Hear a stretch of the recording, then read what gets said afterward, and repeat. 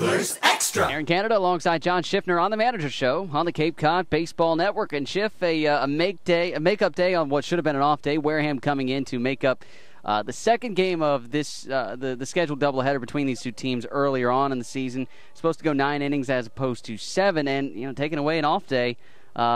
Mired in the middle of a very long stretch coming up. Yeah, what can you do? That's what makes us so unique here in Chatham. We get that fog that other people don't normally get. But, well, hopefully it's just another chance to see if we can get out of this bad funk we're in. So I'll take it, and we'll go from there. Because the good thing is, if we keep rolling off of this, it's a positive thing. So we'll see. We didn't have a real good one last night, but there were some good things to look at. So that's the way we take it. We take the positive stretch and go from there. Take me through the positives and the negatives of last night. Mike Denhart coming in on a very, very solid stretch through 4 outings to begin the season.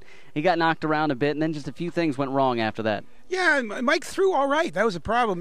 One bad pitch turns into 3 runs, and that's the bad thing about baseball, where you can make it's a game of inches, and the game of inches really takes advantage. So I thought Mike threw fine early, and then just left that one pitch up, and I think that kind of got him a little bit flustered. But again, Garrett's working again. We got Garrett off the mound. He's working his confidence level. That's a positive there. Just other things. Steven Perez is taking better swings at the plate. We're okay. Can't take anything from YD. They took advantage of our mistakes, swung the bat very well. Now, Phil Schreiber came on in relief of Denhart last night, and it looks like he switched up his delivery quite a bit. Can you comment on that? We've worked with that, and Phil likes it's a better feel for Phil. He feels that he can get on top of the pitch a little bit better and get more downhill action, and that's what you're supposed to do here. You're supposed to work on things, experiment things, see if you can make yourself better, and that's Phil feels very confident going back to school that he's going to be a better pitcher.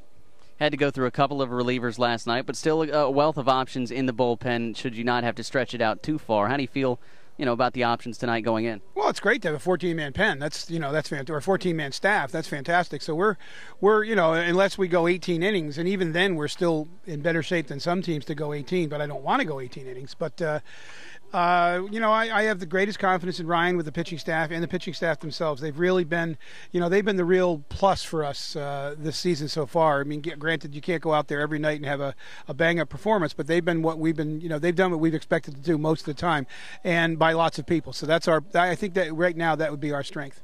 Who do you think may be making a resurgence here as of late? It seems like the bats have gone cold for a while, but a couple of guys getting back on it. Mark Ginther's back in the lineup tonight after taking a little time off with tendonitis, and we hope he's coming around. Danny Palini took a real good round of batting practice in early BP. Ricky is just doing great things at the plate. I mean, I don't want to make any predictions, but I think Ricky made himself a lot of money last night with that opposite field home run. That's what the scouts want to see Ricky do, is go oppo with authority. And 3 of his at-bats, he hit the ball hard to the opposite field. If he can continue to cover the plate to the outside, he can turn on anything. If he covers the plate to the outside, he's going to make himself a lot of money, and I couldn't be happier for him. He's really, really stepped up this year. He's one of our leaders.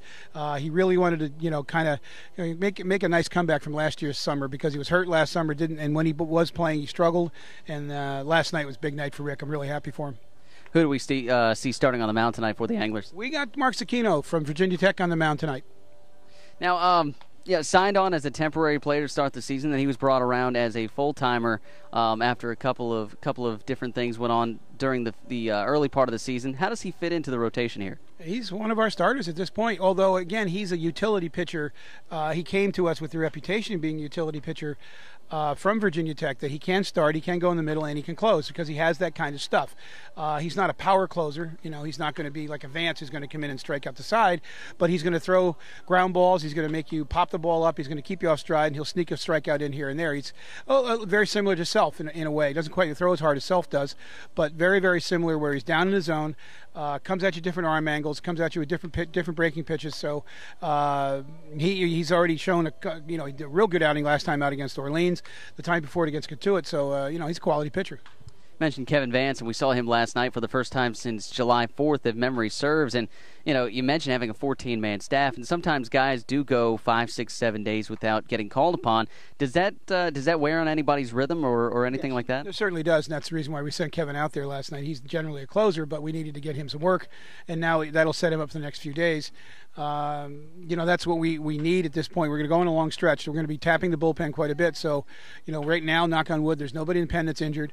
Again, Garrett is just, working and working and working to get his confidence back. So, the pen is full, and that's what we're going to need, because I think we got 10 in a row coming. We saw Ken Monteith come out of the pen last night and pitch for a couple of innings, pitched very well. And, it feels like with Monteith, he's going to come in situations where the team gets behind by a bit, and he's brought out to mop up and just keep the opposing hitters at bay to try to give the batters a better chance to get back in it. That's exactly what he's done, but, he's done a good job. I mean, he's earned his stripes to get more quality innings, obviously, and he's another guy we're real proud of. He had a really rugged year at school this year. He had a tough year, and to come out here to the Cape and perform like he has been, that's a nice feel-good story. What do you think has led to the turnaround for him coming into the Cape off of the aforementioned tough season? Well, I think he's getting the opportunity to throw a little bit more. I mean, he's thrown more innings for us than I think he did at school. We're darn close, so he's getting the opportunity to throw. Working with a different pitching coach, a different set of eyes are looking at him, which is always a plus. And we're letting him use, we're taking away a little bit of his curveball, taking away his slider, letting him use his curveball more, which the Winthrop coaches felt the slider was the pitch they wanted him to throw. He's a little more comfortable throwing the curveball as his breaking pitch, and Ryan's accommodating that, and it's really helped him out. It's a very tight curveball, which has a lot of similarities to a slider. Late break to it, not a big loopy curveball, so it does have similarities to the slider, which is great in a wooden bat leg. How often do you see situations like his where he doesn't seem to get the playing time that he wants in college, but has the stuff and the ability to come to the Cape and get a full summer's work, and then this hasn't happened for next season, but certainly does have the opportunity to go back and earn a more prominent role on his staff there at school? Well, he was one of their top pitchers as a freshman. And just circumstances just did not allow that this year. He lost his spot in the rotation, and this is an opportunity for him to gain it back. Get some quality work done down here, like you're saying. Maybe make some adjustments on his 3 top pitches, and go back. And he does have an advantage as a new coaching staff at Winthrop now. So hopefully it's going to be a clean slate. So he's going to have an opportunity to get that spot back. He's John Schiffner. I'm Aaron Canada. It's the Manager Show on the Cape Cod Baseball Network. Go Anglers!